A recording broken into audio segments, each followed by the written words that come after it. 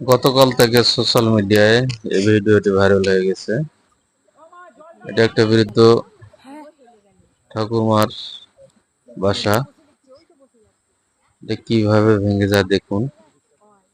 আসলে এটা মূলত একটা ডোবার উপর ছিল, সেজন্য তার নিচের অংশটুকু ফাটল ধরে এবং আস্তে আস্তে সেটা পড়ে যায়।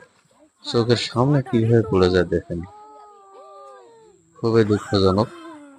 এই গেল, সম্পূর্ণ কিভাবে বসে যায় দেখুন। আসলে ওনার আর সয় সম্বল বলে কিছু নেই, খুবই দুঃখজনক। এখন স্থানীয় জনগণ ওনার পাশে আসলেই হয়।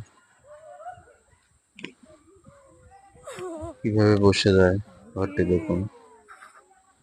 আসলে দোবার পাশে এরকম অনিশ্চিত ভাবে ঘর তৈরি করানো ঠিক হয় না। এটা একটা পরিস্থিতি করে